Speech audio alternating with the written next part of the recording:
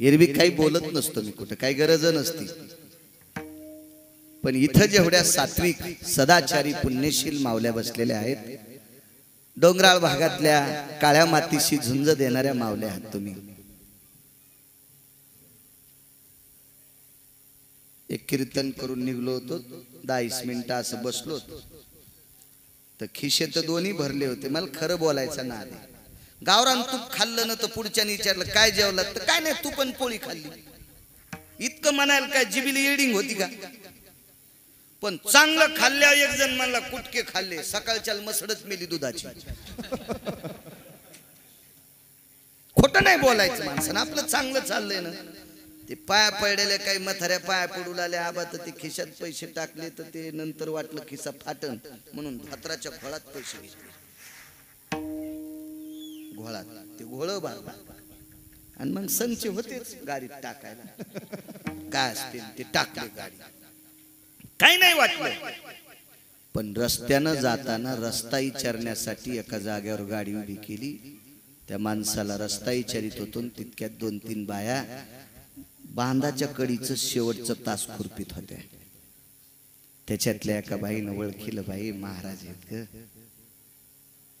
त्या सगळ्यात 5-6 जणी पाया पडायला आल्या, आणि एकीच्या कमराला महाराज रुपया होता. मातीनं हात भरलेले होते. तिनं कमरेला खोसलेला रुपया काढा, पाया पडली, आणि तिनं माझ्या हातात टाकला. त्या रुपयाच्या पाया पडू, कारण तो कष्टातला दाम होता, तो श्रमातला दाम होता, श्रमातला दाम होता. तशा माझ्या इथे बसलेल्या मावल्या, मला कळतंय आपण या डोंगराळ भागातले आहोत. आपल्याकडं फारशी काही अशी सुपीक जमीन नाही, आपण साध्या भागातली माणसं आहोत. पण एक विनंती करील, या साध्या भागात असताना सुद्धा विटेवरचा मालक आपल्याला 2 वेळेची भाकरी, निवारा आणि अंगाला कपडे देतोय. ही त्याची कृपा आहे आपल्यावर, ही त्याची कृपा आहे आपल्यावर, कृपा आहे त्याची, कृपा आहे. मागच्या आठवड्यामध्ये 19 किलोमीटर पर्यंत झाडाला पान राहिलं नाही. 19 किलोमीटर पर्यंत झाडाला पान राहिलं नाही. एका माणसाचा फोन आला, महाराज आमचं 9.5 कोटीचं नुकसान झालं. एवढी द्राक्षाची बाग होती, किती एकर असेल त्याची, 9.5 कोटी रुपयाचं नुकसान. तसा पाऊस जर बाबा आपल्याकडे पडला तर आपण काय खायचं?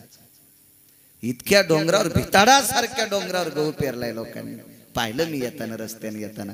तरी पण विटेवरच्या मालकाची आपल्यावर कृपा आहे. मावल्यांनो, तुम्हाला एक विनंती करेल, एका वर्षभरात दिवसभर एखादी बाई जर 200 रुपयाचा कापूस शेतीत असेल, तर त्याच्यातला 1 रुपया एका डब्यात टाक. 300-350 रुपयाचं काम करत असेल तर 2 रुपये एका डब्यात टाक. एका वर्षात 1 कॉलम करू शकते ती माऊली. या सभा मंडपाचा 1 कॉलम ती करू शकते, एक खांब ती करू शकते. आणि तो खांब विटेवरच्या मालकाच्या मंदिराला आधार असेल. तो 1 खांब विटेवरच्या मालकाच्या मंदिराला आधार असेल, आणि मालकाच्या मंदिराला आधार दिलेला खांब इथून पुढच्या आपल्या लेकरांना आधार देणारे. इतकं मात्र लक्षात ठेवा. काय होतं माहितीये का, जास्त वतायला माणसाला त्रास होत असतो. रुपया 2 रुपये जर एका डबक्यात टाकले तर वर्षभराचे हजारो रुपये होऊ शकतात. एखाद्या बाईनं तिचे कमी पैसे पडले असतील तर मिस्त्रीची मजुरी निघल. एखादीचे जराशे शिल्लक पडले असतील तर त्याची खडी निघल, त्याचं सिमेंट निघेल, त्याचं लोखंड निघल. आणि ह्या राजे हो, वानर छोटे होते पण संख्या भरपूर होती. 18 पद्म वानर, 72 कोटी रीस आणि 56 कोटी गोलांगुळ होते. या सगळ्यांनी मिळून 1200 किलोमीटरचा सेतू बांधला. शासनाच्या नाकात दम येईल 1200 किलोमीटरचा सेतू बांधायला. रुपयाचा खर्च नाही, जेसीबी नाही, इंजिनियर नाही, कोणी मिस्त्री नाही. काय डोकं, तशी आपली ताकद आहे. 1 रुपया जरी इथं समर्पित केला तर याची दखल पंढरपुरातला मालक घेणार आहे. माय मावल्यांनो, याची दखल ठेवा. विठाला विठाला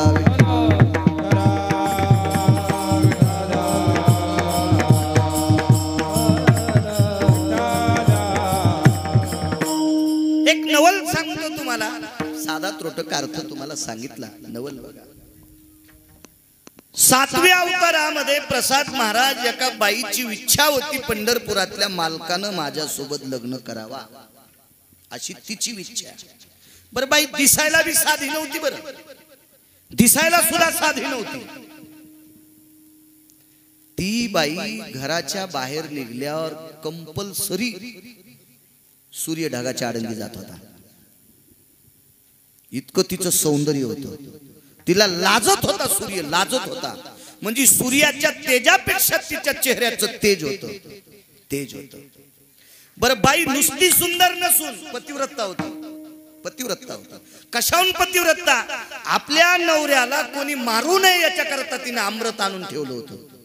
हाय का जगात बाई दाखवा बरं, नवऱ्याच्या वाचण्यासाठी अमृत आणून ठेवा. अमृत, अमृत. तिचं नाव होतं चंद्रसेना. बाई पवित्र किती होती सांगू का तुम्हाला? परवाला आमच्या मित्रानं असंच केलं. मी नाही पाय पडू देत, पण एक बाई हुशार होती. ती हातात 500ची नोट घेऊन आली. मग यानं तिला पाय धुऊ दिले, यानं तिला पाय धुऊ दिले.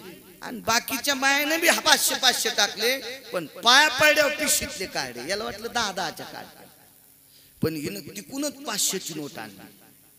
तो हे तिला पाय धुऊ देऊ लागला. असा महाराज नव्हता तिला मानणारा. महाराज जगातला 1 नंबरचा संन्यासी. तिने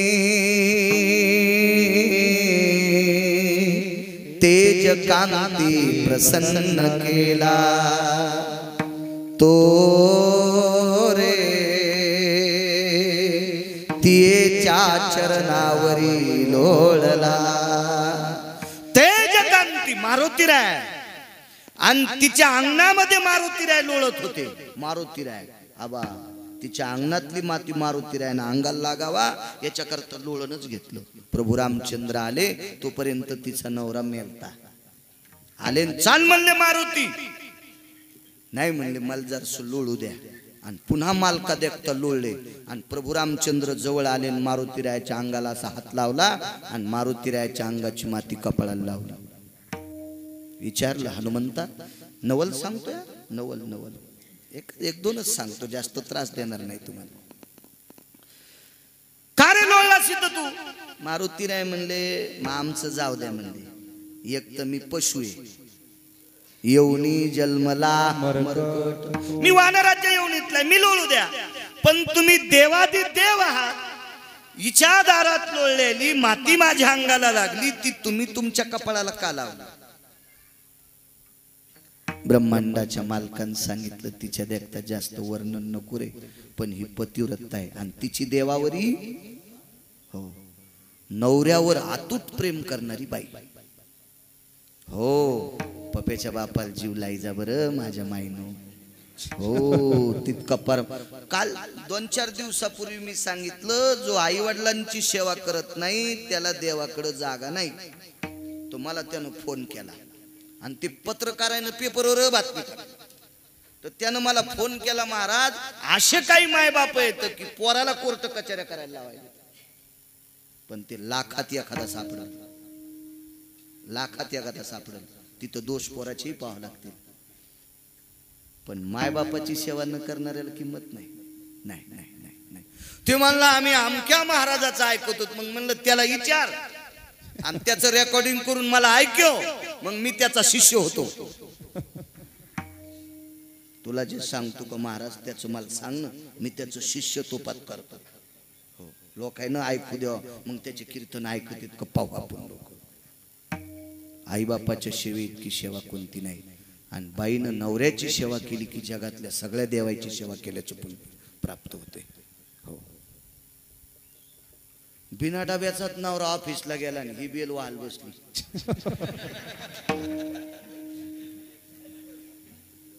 त्याला फोन केला, जाऊ दे माय मा 5वा नंबर आहे, पुढची पटकन उठ ना, मी बेल वाहिल्याशिवाय पाणी घातल्याशिवाय येत नाही. आजच्या दिवस तुम्ही ते अख्तरबाईने वडापाव तळलाय तोच खा. हाय का जिंतूरला अख्तरबाईचा वडापाव? वही पे खा लो बोले. तिथंच खा म्हणले, तिथंच खा. काय महादेव तिला मानीन का? महादेवाला पाणी घालायचं 700 वर्षापूर्वी सांगितलं बापू प्रमाण असू द्या. एक पसा पाणी एक बिल्वदळ. 700 वर्षापूर्वी संत शिरोमणी नामदेवरायांनी नमूद केलंय. आपल्याला उशिरा जाग येते. उशिरा जाग येते का नाही कळालं माहितीये का? भजनात बस वाटत नाही ना. आणि यायचे मालक यायला सांगते तर त्याला भजन आवडत नाही, त्याला दुसरंच आवडत. काय सांगतील तुम्हाला? आणि तुम्हाला भजन आवडत तर सात्विक माणसाचा आवडावा, ज्यानं गाथ्याचा अभ्यास केलाय, ज्यानं तीर्थावळी वाचिली, ज्यानं पत्रिका वाचिली, ज्यानं समाधी वाचिली, ज्यानं नाट वाचिले, अशा लोकांकडनं तुम्हाला ते मिळन ना. बाकीचे पुस्तक वाचणाऱ्याकडे तुम्हाला ते भेटत असतं का? त्याच्यामुळे इथं येऊन कधी कधी भजन करी जा. या जाग्यातली ताकद तुम्हाला ती शक्ती देईल. फार मोठी शक्ती. मालकाची सेवा करी जा. बाईनं अमृत आणलं होतं नवऱ्यासाठी, अमृत. आणि काय म्हणली होती सूर्याला? आगा दिनपती निशापती. दिनपती म्हणजे सूर्य, निशापती म्हणजे चंद्र. आणि नुसती नाही बोलली, चुटक्याच वाजित होती बाई. ए दिनपती, ए निशापती, तुम्ही दोघे तोपर्यंत माझ्या कपाळावर कुंकू पुसायची ताकद नाही. इतकी ताकद बाई. चंद्रसेना मनती तियेला, पुराण सांगते पुराण. तियेने पीयूष संचय केला, चंद्रसेना मनती तियेला. पुराण वाचायचं ना रे, वाचा वाटतंय. भंगीऱ्याचं वाचण्यापेक्षा पुराण वाचलेलं चांगलं. हो. आणि पुराणे देऊतल्या मालकाला आवडत आहे. पहावे पुराणे ना दे. काही काळ हटते पुराणातलं. आणि मी एक गध आहे. हे बघ, घोडं एखाद्या वेळेस नादात आलं तर गोमाशील बसू देते, पण गध नाही बसू दे. गध लोळून लोळून जिथं गोमाशी बसली तिथलं कातड काढील, पण गोमाशी मारीनच. हसा ना, मी असू द्या गध, पण परमार्थातलंय. पुराणातलं गध इतकं मात्र लक्षात ठेवा. मला छंद आहे त्याचा, आवडतंय. इतकी पवित्र स्त्री आणि संन्याशासोबत सोयरीक करायची सुरुवात. संन्याशाला मध्यस्थी केलं सोयरिकीसाठी. हे तेजकांती, त्याच्यासारखी कांती कोणाची असेल का? तेजस्वी मारुतीरायासारखं तेज कोणाकडे असेल? अहो, जगाला तेजस्वी प्रकाश देणाऱ्याला पहाटच गिळायला गेले. सकाळी सकाळी झाल्याच इतकं तेज कोणाकडे असेल का? आणि एवढ्या तेजकांतीला सांगितलं, हे तेजकांती, मला ते पंढरपुरातला पती म्हणून पाहिजे. मनानं म्हणली हो बाई, मनानं म्हणली बाई, मनानं म्हणली बाई. इतकी श्रद्धा तिची देवावर, इतकी श्रद्धा. तिने सूर्य निघल्यावर कधी स्नान केलं नाही. आगा तुझी या प्रकाश सूत्रे स्नान तर्पण आईते, भंग झालिया निरुते ललाट कुशी. जर तुझ्या प्रकाशात मी स्नान केलं असेल तर माझं कपाळ पांढरं कर. आणि सूर्य निघायच्या अगोदर माझ्या शिवजीला पाणी घालीत होती. भगवान शिवजीला पाणी घालीत होती सूर्य निघायच्या अगोदर. हो. आणि त्या अमृतेश्वरानं, त्याचं नाव होतं अमृतेश्वर, माझ्या शिवजींचं नाव. विश्वनाथ आहे तो. हो, विश्वनाथ आहे. त्या अमृतेश्वर प्रसन्न झाला. आणि पतीवर श्रद्धा असणाऱ्या बाईसाठी भगवान शिवशंकर अमृतेश्वर प्रसन्न झाले आणि तिच्यासाठी अमृताचा कुंभ देऊन टाकला. इतकी श्रद्धा. आणि तिने एका संन्याशाला सांगावं, पंढरपुरातला मालक माझा पती पाहिजे. नाही हो, पती तर झालाच नाही. तिच्या विलासाचा पलंगच मोडून टाकला. पलंग मोडून टाकला, पलंग मोडून टाकला. नवल सांगतोय, नवल सांगतोय. पलंगच मोडला. हिचा पलंग मोडण्याच्या पापामुळे पुढच्या अवतारात ज्या अंगठ्यानं पलंग मोडला त्याच अंगठ्याला बाण लागला. भिल्ले विंधिले शारंधर नैवम गिरगावकर लिखितम. आणि बाण कुठं मारला? मांडीला का महाराज? नाही. छातीला का डोक्याला? नाही, अंगठ्याला. द्वापार युगात प्रभास नक्षत्राच्या ठिकाणी अंगठ्याला बाण मारला. अंगठ्याला अंगठ्याला. चला त्यालाही फेडावं लागलं. आणि मालकाची आणि तुझी भेट करून देतो असा एक संन्यासी मधात पडला. त्या संन्याशाचं नाव मारुतीराय महाराज. त्याला लांडो व्हावं लागलं. हो, कुठं माहितीये? रामेश्वरला मारुतीरायल शेपटी नाही. बघा रामेश्वरला मारुतीरायल शेपटी नाही. बाईन घेतली काढून. इनस्त महानवरा मारला म्हणे. भुंगे त्यानंच आणले असे चाप चाप चाप चाप भुंगे आणले ना. आणि तिला त्या शेपटीत भुंग्याचं पंख सापडवतो. हो, आणि पुरावा काय? आता जे जण वकील पाहायचं काम नाही. ते पंखातच भुंगा सापडा मेलेला आहे. त्याचं पंख मारले म्हणतो मी. मग ही शेपटीनच विटेवरचा मालक मला पती हो द्यायला नाही. घेतली उपसून. साधी असेल का बाई ती?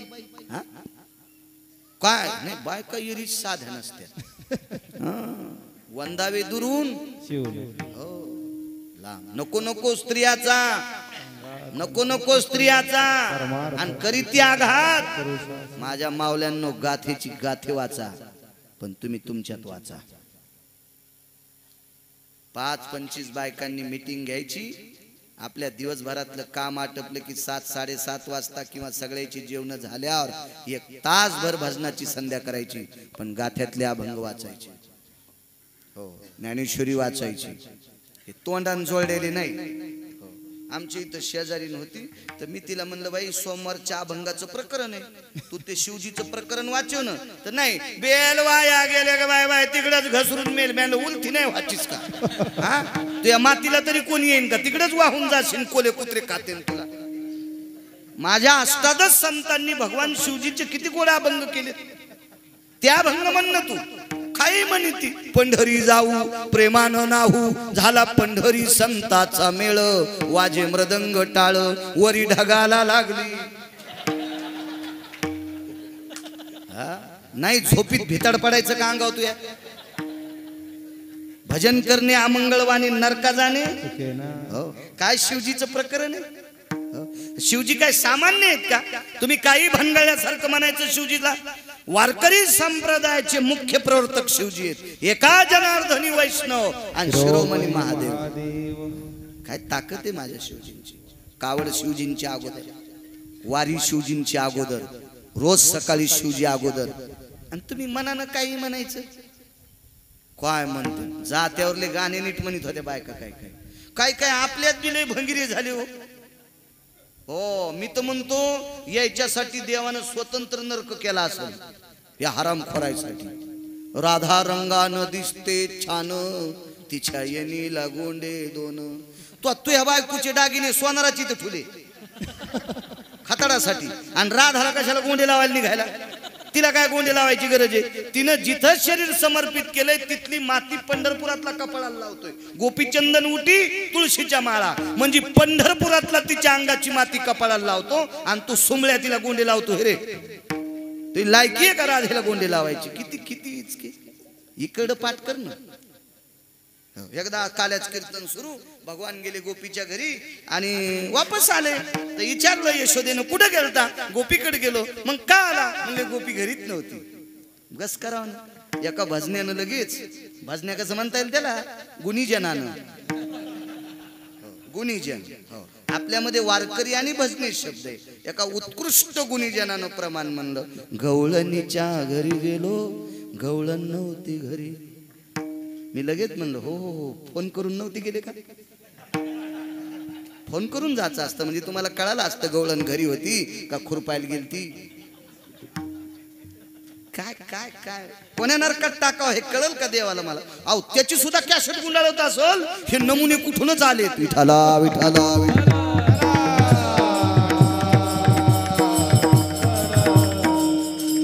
हे काय बाबा खेळत नाही. चांगलं वाजी तुम्हाला तू.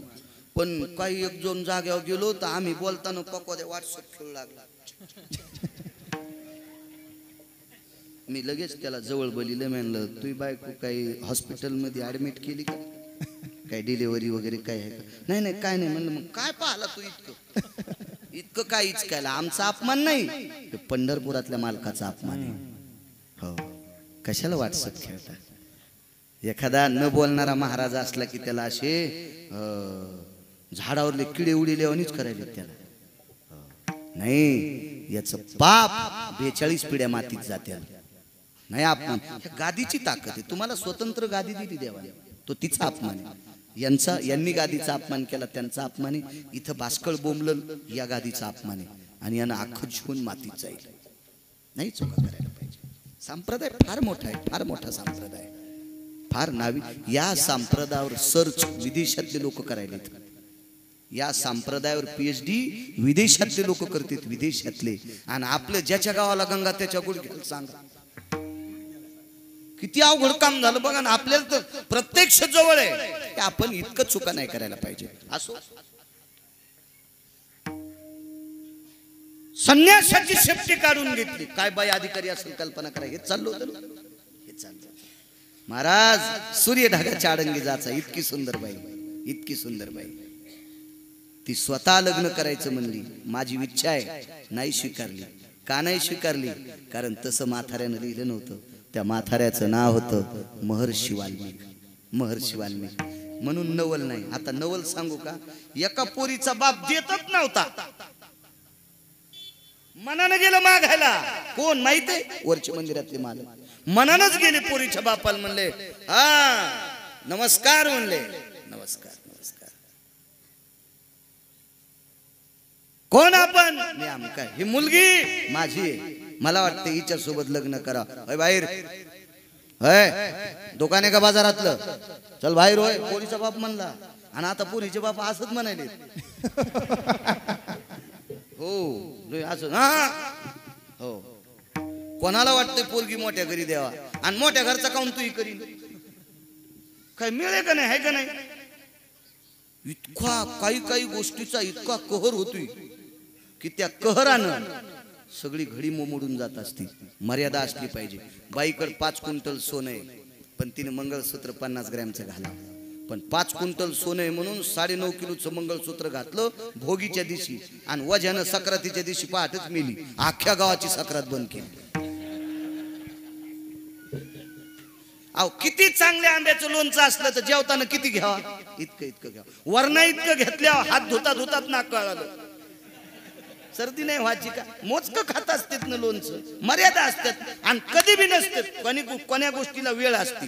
हे बायकोला म्हणलं आता दर्शन करून येतो, जरसा शेवायचा भातन भजे कर, 1-2 पापड. मग तिला वाटलं आता दर्शन घ्यायला काय 5-10 मिनिटं लागतील. पटपट पटपट शेवायचा भात तिकडे शिजला. उले वेगळे होते ना. तर उले या शिकलेल्या पोरीला तुम्हाला नाही कळायची बाई. उल्यासाठी खेड्यातलं वळण पाहिजे. आमची एक पाहुणी मुंबईला शिकली. मग आता बाप बरा होता तर खेड्यात दिली. तर खेड्यात अशा माणसाला दिली की 6.5 एकर जमीन, त्याच्यात 5 भाऊ. 6.5 एकर जमीन, 5 भाऊ. काय मोठा वाडा, बैलगाडी चलवती भावताला असा वाडा. पण त्याची तर गॅस गीस सगळं होतं. पण ते शेतकरी असल्यामुळं ते चुलीवरल्या भाकरी खात होते. ते कैदी नव्हते ना. कायद्याला जे दिलं ते खावं लागत आहे. आपण खेड्यातले माणसं एवढाली वाळलेली झाडं खाली पडल्यावर आपण काऊन उलट्या चुलीचं खायचं? आमच्या घरी पण मी चुलीवर करायला लायत असतो. फक्त एके दिवशी असंच कीर्तनात नाही म्हणलं आडीतलं दूध चांगलं आहे. आमच्या घरचे म्हणले आडी बी करू. ते म्हणलं आडी नसती करतायत. काऊन नाही करतायत? मी म्हणलं आपण वरच्या मजल्यावर राहतो, आडीला 2.5 फूट खाडावं लागते आणि स्लॅब आपला 5 इंचाचा आहे. आपण स्लॅबला छिद्र पाड्यावर खालच्या मजल्यातले जळते, त्याच्यामुळे आडी करू नको, आड मोडशील.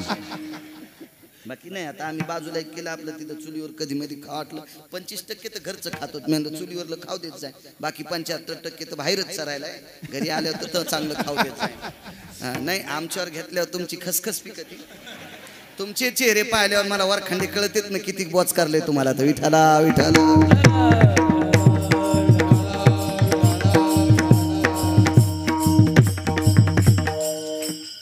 काय सांगू लागलो. खेडेगावात दिली पाहुण्याची. हा, खेडेगावात पोरगी दिली. मग सासू चांगली होती ना. सासू म्हणली बबे तू काय कर बाई, तू काय शहरात राहिलेली होती. तिच्या शहरातलं काय नव्हतं. 8 दिवसातलं 7 दिवस हॉटेलचं आणि 1 दिवस पार्सल. वडापाव, टॅटिस काय म्हणतात त्याला? हा, तुम्हाला कसं माहित? मला आहे का नाही? हा, संन्याशानं लुगड्याच्या दुकानात कशाला जावा? काय गरज आहे का? आणि आंधळ्यांच्या चष्म्याच्या दुकानात कशाला जायचं महाराज? मला का म्हणता येत नव्हतं का पॅटीस? पण मला पाहायचं होतं तुम्ही बी किती चोर पंक्चर येतं. विठाला विठाला.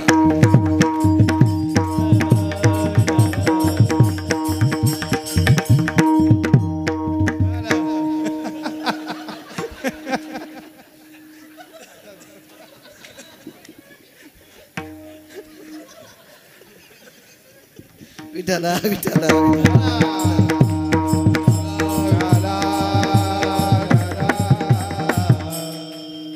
सासू चांगली होती बिचारी आबा. ती म्हणली माय तुला काय स्वयंपाक येत नाही, 1.25 महिना मी करते तू पाय, आणि 1.25 महिन्यात मग शिकल्यावर तू करी जाय. आता सासू स्वयंपाक करताना बाजूला बसावा, उभं राहावा, खुर्ची टाकावा, तर उल्यावर बसली. आणि मग म्हणली आत्या किचन वाटा कस काय गरम लागायला, उठ माय जळसी. तू किचन वाट्यावर नाही उल्यावर बसली, उल्या उठ उठ उठ उठ उठ. तर मला काय उलं कळणार आहे? उल्यासाठी जुन्या बायकाला विचारा. उल वतन, वतन सुद्धा जुन्या बायकाला. पाणी आतून आणि जाळ बाहेरून बाथरूमला. हे आपल्या बाथरूमला कशाचं वतन? बटन दाबल्या वरून पाणी, झोपून आंघोळ, बसून आंघोळ, आणि त्याच्यात वतन केल्या होतं मधीच मसन वाटा वाचा. त्याच्यात कुठं वतन असतं का? विठाला विठाला विठाला.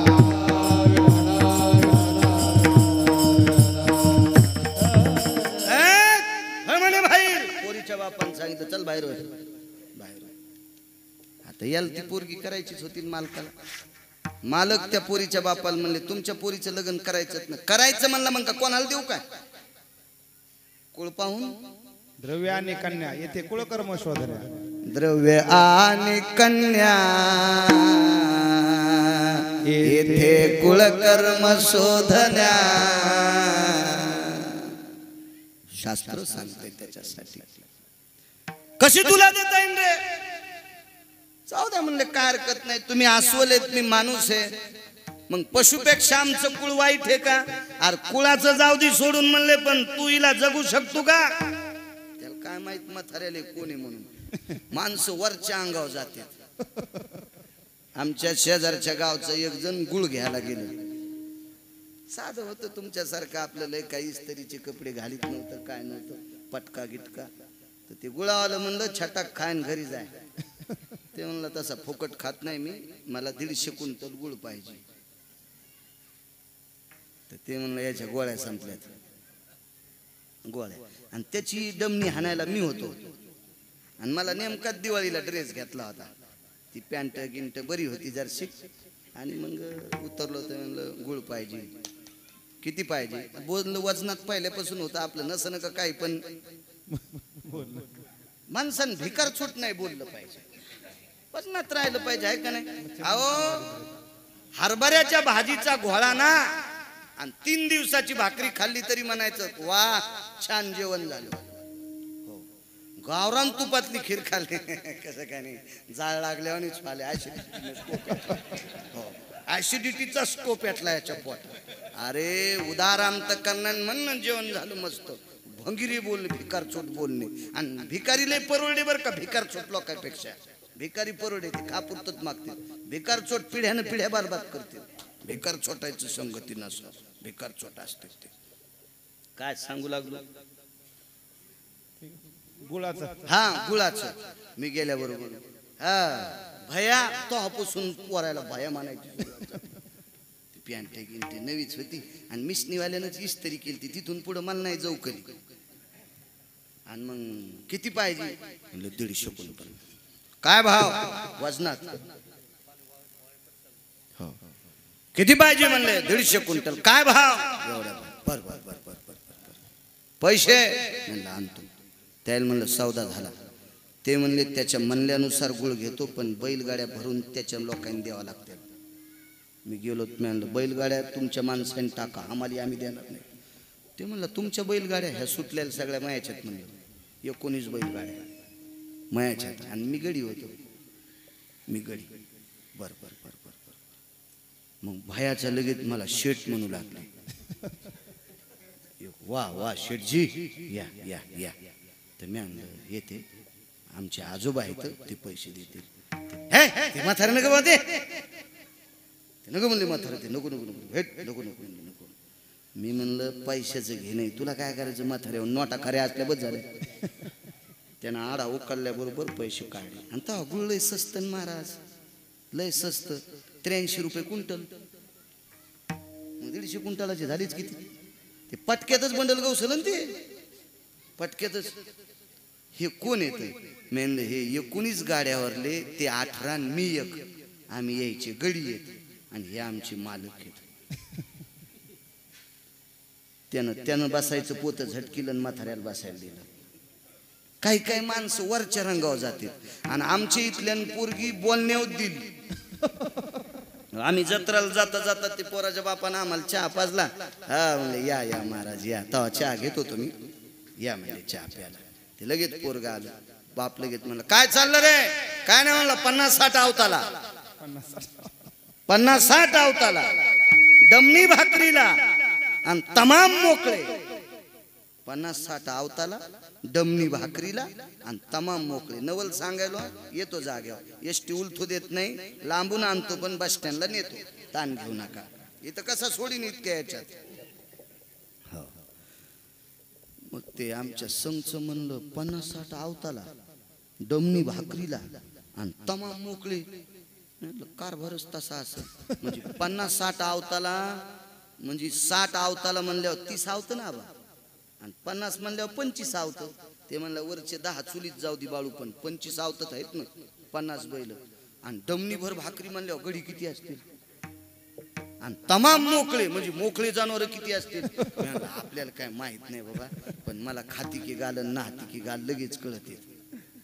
पण ते म्हण हा 1.5 दिवसात पोथ्या वाचायला म्हणजे लय हुशार झाला का, केवढा माणूस आहे, याच्या पोराला आपली पोरगी द्यायची. आणि लगेच सुपारी फोडीन. त्याचं पोरग तर गुडघ्यालाच बाशिंग बांधून होतं. लग्न लागलं, मांडव परतनील पोरगी आली. मी असं चाललो लाल मातीकड, आमचे पकरू महाराज आहेत, ते लाल मातीपासून निघल्यावर तिकून त्याची गाडी आली. त्या पोरीचा चेहरा असा कसकानी वसकटलेला. मी म्हणलं काय झालं बबे, माझ्या संसारात सारा मंगळवार झाला. आणि मी म्हणलं कसं काय झालं, 50-60 अवताला दमनी भाकरीला तमाम मोकळे. कशाचं महाराज, आमच्या एका बैलाचं नाव 50 आणि एका बैलाचं नाव 60 आहे. म्हणजे एक बैल आणि एक हाल्या होता. हो, बैलाचं नाव 50 आणि हाल्याचं नाव 60 आहे. म्हणजे 50-60 अवताला. आणि मग सासरा हावसान सासूला डमनी म्हणतोय, डमनी भाकरीला.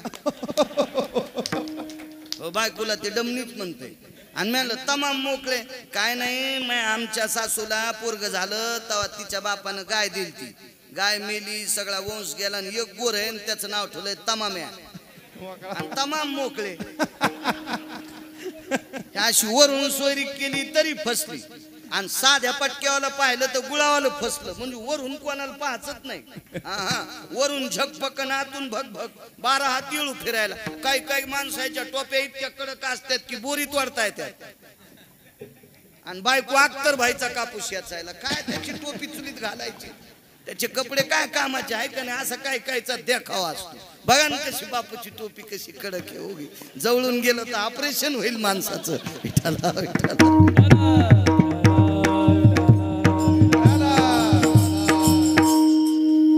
पोरीच्या बापाला वाटला नवरदेव साधाचे. भाई तू काय पोरगी जगीशील. तर ते म्हणले बरं तुम्हाला नवरदेव कसा पाहिजे.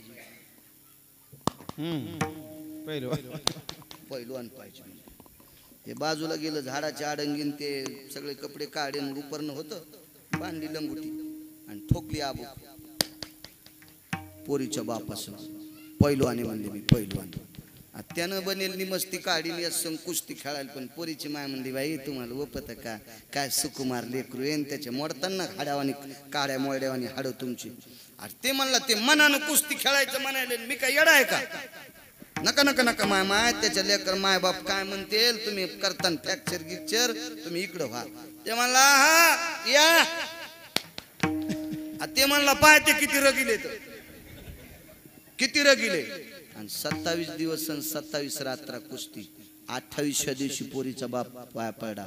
म्हणला आता याच्यानंतर तुला माया पडावं लागेल. सासरा व्हायच्या आधी मी पडतोय आणि सासरा झाल्यावर जावायला पडावं लागेल.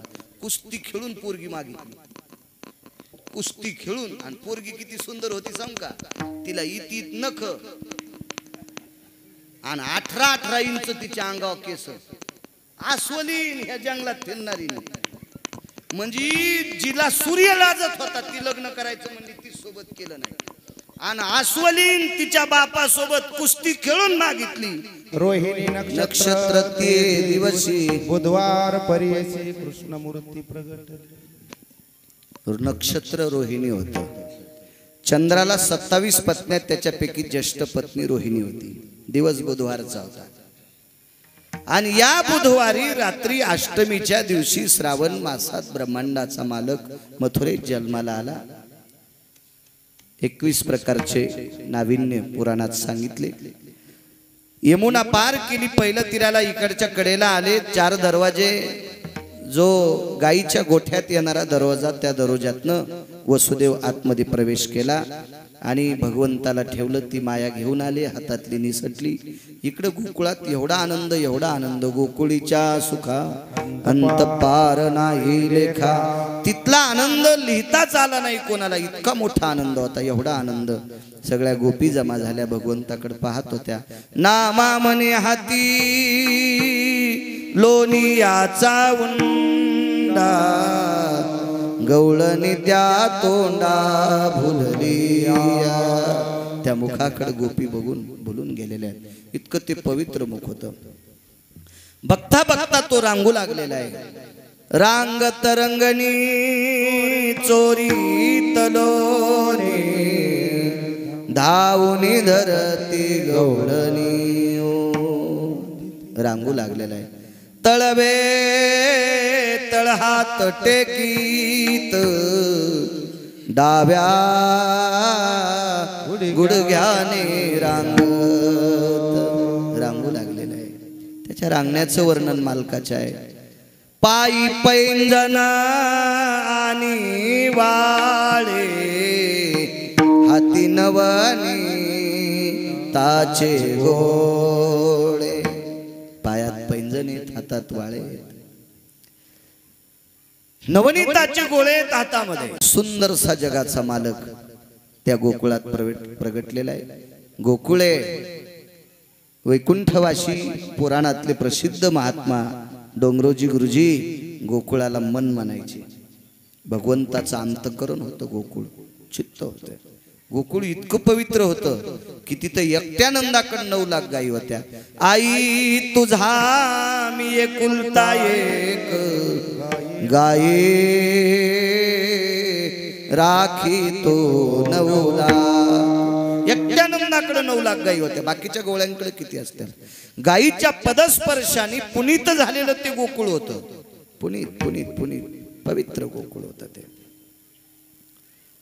गायीवर सुद्धा प्रेम करत जा. काळाची गरज आहे सज्जनांनो.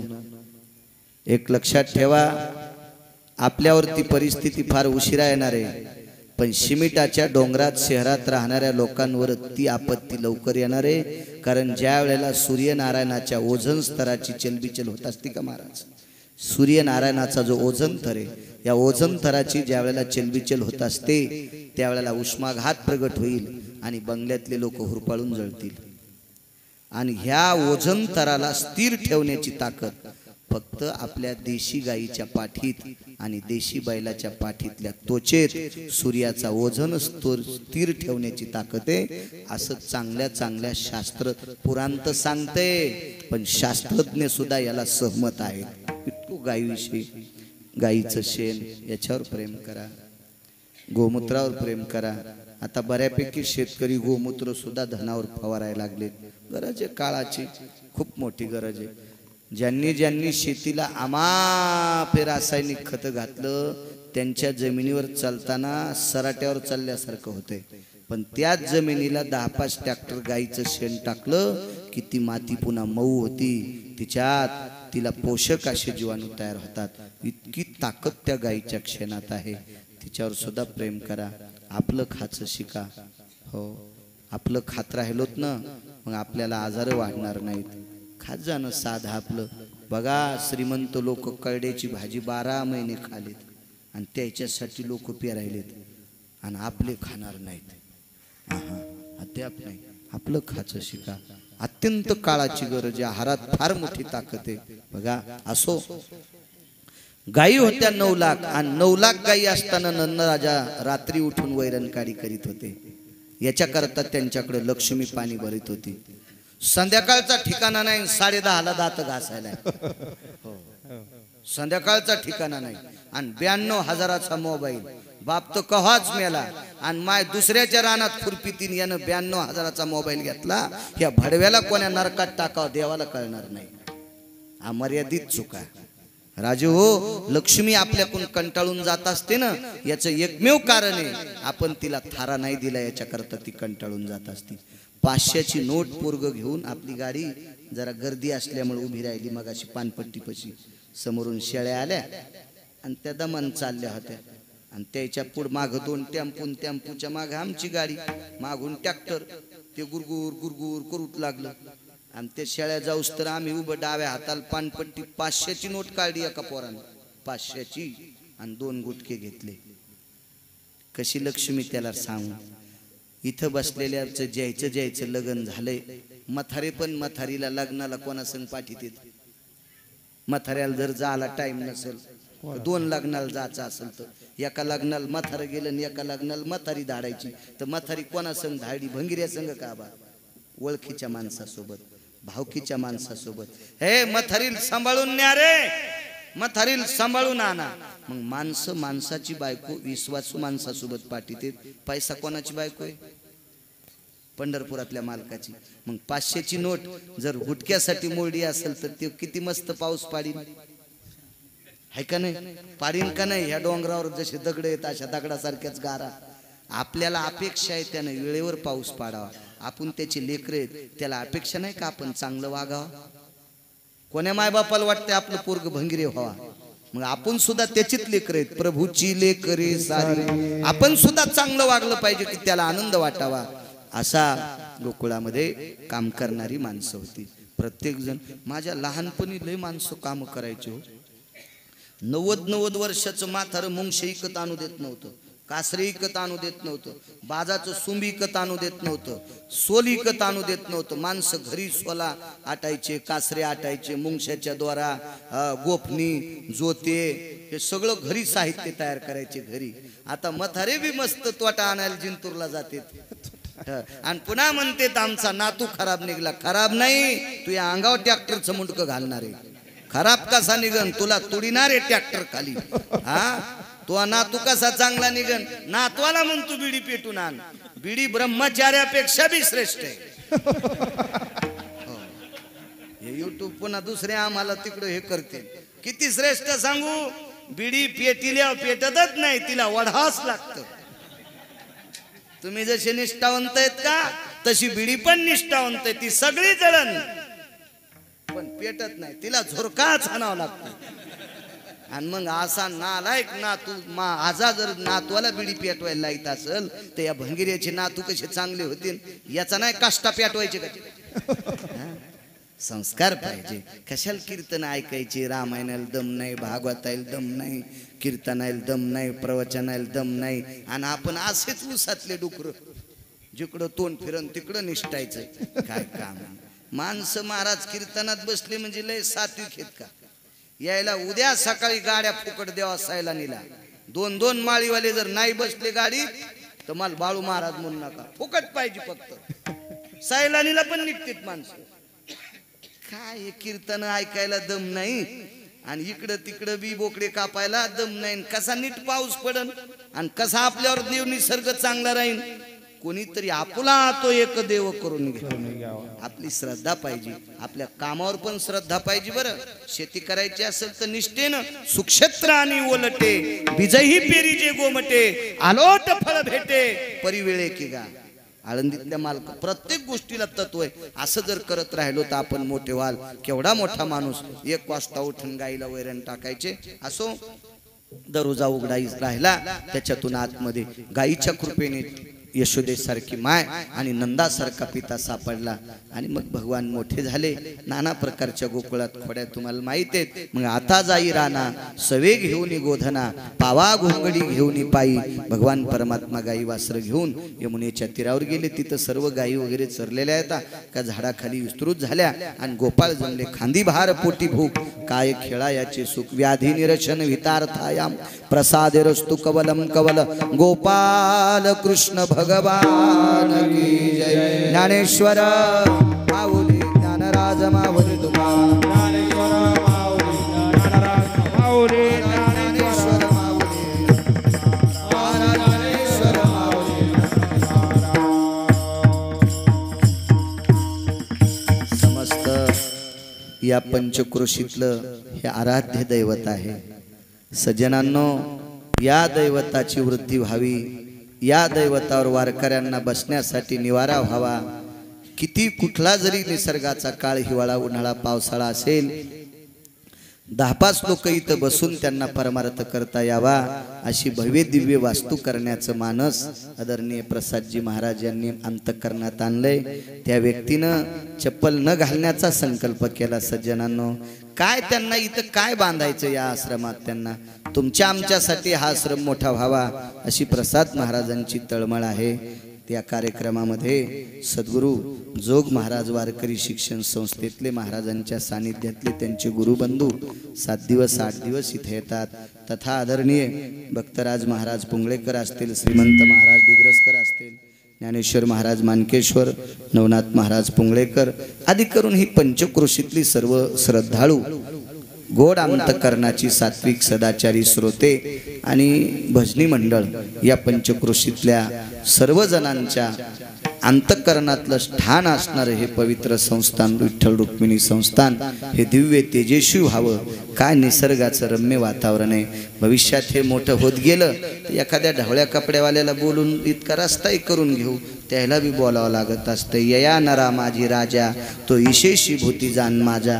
राजा राजाच असतो तो, आणि ती लोक सुद्धा आपल्या कामी येतील. आणि इथं मोठं झाल्याच्या नंतर त्यांना सुद्धा त्यांच्या अंतःकरणामध्ये या अधिष्ठानावरचे प्रभू इथं ज्या समाध्या आहेत महात्म्यांच्या आणि ह्या पवित्र परिसरातली झाडं ही सुद्धा ऋषीमुनींच्या तत्वाची आहेत, हे सद्बुद्धी देतील आणि कालांतरानं इथं सुद्धा तो चांगल्या प्रतीचा रोड होईल.